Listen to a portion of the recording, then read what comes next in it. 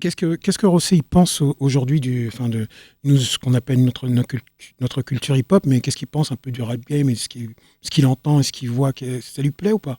Écoute, ouais, il y a beaucoup de choses qui me plaisent. Je suis un assez bon, on va dire, Auditeur. Un assez bon auditeur. Franchement, il y a pas mal de trucs qui me plaisent. Après, on a changé d'époque. Faut pas s'attendre aujourd'hui à avoir les mêmes attentes qu'on avait à l'époque parce que c'est pas la même industrie, c'est pas la même génération. Et on a un peu, enfin, c'est la génération qui se sont fait. C'est nous qui les avons fait d'une certaine manière, mais nous, on n'était pas au pouvoir, on n'était pas aux manettes. Donc, ils se sont fait avec nous, mais aussi avec tout ce qu'il y avait autour. Et donc, du coup, on a la génération d'après qu'on mérite. Et tu vois, et c'est pas forcément celle que nous, on aurait voulu, ou ça peut l'être. Mais ce qui est intéressant, c'est qu'il y en a pour tout le monde. C'est-à-dire que ceux qui veulent entendre des rappeurs français qui vont un peu leur faire des dédicaces avec les codes que nous, on avait, il y en a. Ceux qui sont carrément partis dans autre chose, il y en a. Moi, ce que je trouve assez intéressant en réalité, c'est que ça s'est complètement décentralisé. Avant des rappeurs français, surtout, c'était des rappeurs d'Île-de-France. Enfin, surtout, je parle moi des années 90, etc. Les rappeurs qu'on connaissait français, c'était des rappeurs franchement d'Île-de-France, à part Ayam. Et aujourd'hui, les mecs peuvent venir de telle province. Et c'est vrai que...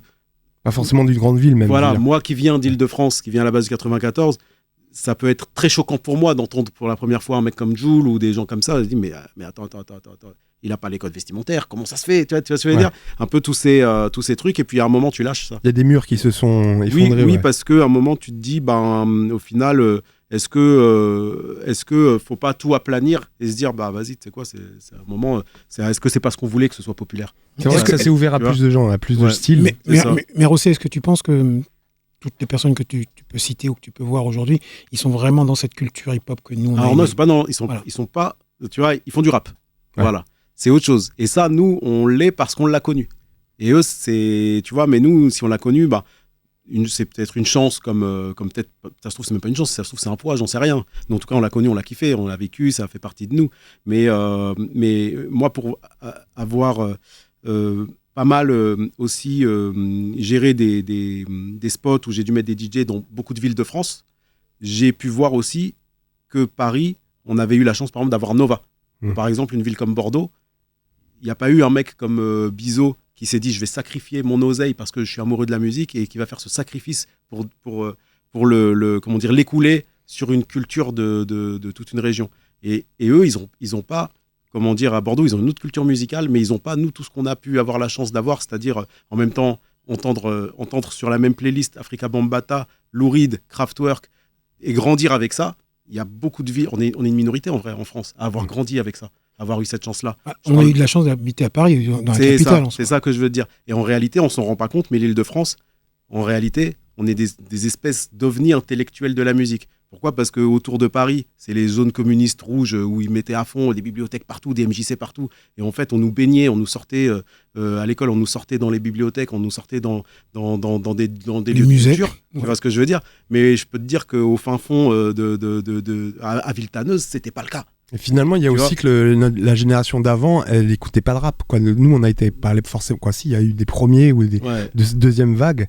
Et qu'on était encore aussi influencé par d'autres choses que du rap. Quoi. Ouais. Et les générations actuelles, même si elles ne nous plaisent pas, ou en tout cas on mérite ce qu'on a là, quand tu disais, c'est que nous-mêmes on était dans le rap et le rap. Mais nous, on était une élite sans s'en rendre compte. On était pauvres. Donc on ne se voyait pas qu'on était une élite intellectuelle. Mais tu vois, je suis désolé, un mec comme Joe Star qui sait c'est quoi les Berus, qui en même temps sait c'est quoi les Stones, qui en même temps sait c'est quoi machin, et qui vient d'un quartier, t'as pas ça dans tous les quartiers de France. Ouais. Ça, c'est l'Île-de-France. Ça s'appauvrit aussi. Tu vois ce que je veux dire ?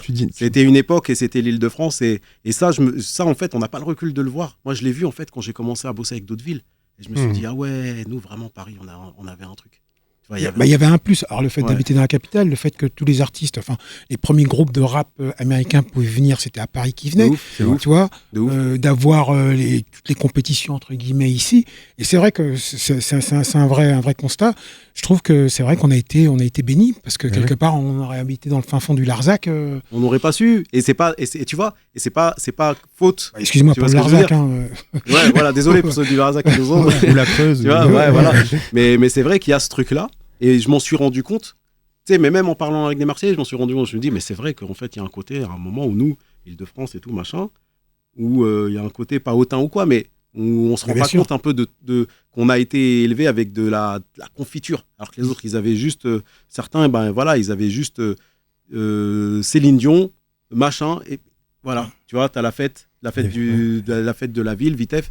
Rien d'autre. La Coniti Carrette, quoi. Non, mais voilà, mais tous ces spots-là, et c'est pour ça que je reviens vite fait sur ce que tu dis. Rossé, c'est que aussi, c'est pour ça qu'on a eu cette bagarre entre Paris-Marseille, parce que les Marseillais essaient de nous montrer aussi que, ok, peut-être qu'on n'a pas tout chez nous, mais il se passe quelque chose. C'est ça. Et pendant des années, jusqu'à maintenant encore, Marseille essaye tant bien que mal de représenter toutes ces proche région où il se passe quelque chose. Oui, puis c'est une des seules villes où effectivement le niveau est quasiment au même niveau aujourd'hui que Paris. Oui. Mais c'est parce qu'ils étaient déjà là un petit peu. Ouais, où ça produit de ouf. Oui. Et en plus, ça ressemble à la ville. Parce que tu vois, l'espèce de kiffen, disco, tu vois qu'on a les sons de Pone derrière la FF et tous ces trucs-là, je trouve que ça correspond à la ville, tu vois, clairement. Et en tant qu'MC aujourd'hui, musicalement, là, tu peux t'y retrouver aussi. Genre, là, je parle plus. Alors, je sais que t'as toujours été 4-4 dans le délire, mais est-ce que là encore tu te dis tiens, ça me plaît bien, j'aimerais bien dans ce style-là? Ouais, voilà, moi, si tu veux, tu sais, forcément, quand tu grandis, donc quand j'étais plus jeune, je vais plus avoir des atomes crochus avec les trucs auxquels je ressemblais. Ouais. Donc moi, je vais me sentir proche d'artistes comme Nas, d'artistes, tu vois, un peu New York, Queensbridge ou Brooklyn. Tu vois, c'est les trucs un peu qui me parlent. Ça, c'était une époque. Donc, tu vois, je vais me sentir des affinités. Donc, c'est les trucs sur que je vais vouloir un peu faire du mimétisme dans la manière de s'habiller, dans la manière d'écrire, dans la manière du flow, dans les prods que je veux, etc. Et aujourd'hui, je vois plus les choses comme ça. C'est-à-dire que, quand tu vois un artiste comme J. Cole, par exemple, tu vois, il a une vision assez globale, assez 360, et il prend ce qui l'intéresse dedans. Il se prend plus la tête. Pareil pour Davis. Les Kendrick, tout ça. Enfin, voilà. Et du coup, il n'y a plus... Les mecs, ils peuvent te faire un morceau sur une contrebasse, ça reste super hip-hop, et après te faire un morceau qui est un peu plus trap, un peu plus drill, voilà, tu te prends plus trop la tête. Il n'y a plus de limite. Et après, c'est vrai que du coup, ma vision un peu du rap français, je la vois comme ça. C'est-à-dire que je vais pouvoir écouter un rappeur français qui vient, je sais pas, je dis n'importe quoi, il peut venir d'Orléans, il peut venir... Et en fait, je vais capter que lui, c'est pas son délire le boom bap, que de toute façon, c'est pas sa génération, il va pas faire semblant, que lui, en plus de la région d'où il vient, il y a plus tel style et qu'il va épouser le style de sa région. Et dedans, je vais, si jamais je trouve qu'il y a des trucs qui sont bons, je vais trouver que ça correspond en plus, que c'est cohérent avec ce qu'il fait. Tu vois, donc je vais plus être dans ce truc-là pyramidal où il y a le Saint Graal qui est 90s New York, et après ça se déroule. Non, je vais regarder un peu partout, c'est du patchwork en réalité aujourd'hui. Et après, tu te rends compte que même les jeunes, en réalité, ils sont plus ouverts que ce que tu imaginais, parce que certains, en fait, ils vont faire des trucs que toi, tu n'aurais même pas osé faire. Moins de carcan. Tu vois ce que je veux dire, que toi, tu dis, ah ouais, mais non, ça va être trop relou si je vais dire ça, machin. Mais en fait, non, le jeune, il ne se pose pas cette question-là. Certains, ils vont le faire. Moi, je pense notamment à tu vois, par exemple, un mec comme Jossman, il écrit. Tu vois, le Fa, bon, il est pas si jeune que ça aujourd'hui, mais c'est pas ma génération en tout cas. Tu vois, mais les textes, ils sont. Enfin, tu vois, je peux t'en citer plein en réalité où on se dit, ouais, mais c'est vrai, on peut pas se faire une caricature de ce que c'est qu'un jeune qui rappe aujourd'hui, parce qu'il y en a tellement, dans tellement de styles différents, que ça serait trop réducteur en fait de se dire, ouais, mais aujourd'hui, eux, ils font la trappe. Non, c'est pas vrai. Tu vois ce que je veux dire? Carrément. Non, c'est vraiment comme. Et alors, EP, tu t'arrives avec un EP? Ouais. Point serré. Point serré. Yes. Qu'est-ce qui se passe? Qu'est-ce qui s'est passé? On a la rage, t'as vu, j'arrive pas. Et je tape dans les murs. Non. Voilà. Non, écoute, l'idée c'est ça. Hein. C'est arriver fort. Donc arriver fort, donc les points serrés, dire on lâche pas. Tu vois, je voulais pas arriver avec un EP qui s'appelle assis en tailleur. Point serré, ça faisait bien quand même, merde. Donc voilà quoi, fallait montrer qu'on est là quoi. Il y a toujours pour ceux qui te connaisseraient pas encore, il y a un côté très revendicateur là-dedans aussi. Quoi. Ouais, exactement. Il a toujours été. C'est ça, non, mais c'est pour ça que c'est ça. Exactement. Ça change pas quoi. Ça change pas. Voilà, ça change pas. Après. Tu sais, j'ai beau essayer, t'as vu, enfin, tu sais, sur le EP, il y a quand même certaines prods qui sonnent soleil, tu vois, je pense notamment à Tenir debout, la prod sonne soleil de ouf, Yes. Et puis, au final, quand j'ai écrit dessus, j'avais pas réussi à ramener le soleil. Hein. On se refait pas, hein, tu vois. Voilà. J'ai kiffé l'approche, je me dis, c'est un banger, ça va tuer et tout, laisse tomber. L'été, je prépare l'été. Ouais, voilà, tu vois ce que je veux dire, je commence à regarder les billets et tout. Ouais. Et puis, au final, mais on se refait pas. Mais en même temps, c'est ça aussi qui est le paradoxe de l'instru, peut être à partir à gauche et le rappeur. C'est ça. C'est ça qui et tu vois, peut-être ce qui a changé, c'est que là, j'ai voulu vraiment me faire plaisir en me disant, de toute façon, nous, de notre génération, il y avait beaucoup de candidatons parce que tout le monde se regardait, parce que c'était le cercle était beaucoup plus fermé, il y avait moins de gens et tout le monde parlait sur tout le monde. Tout le monde était en devenir. Voilà, en plus on était en devenir. Un baggy c'était bleu. Pas trop se poser de questions, ça n'existait pas aujourd'hui. Tu vois, les mecs ils font des patchwork de style aujourd'hui, tu vois.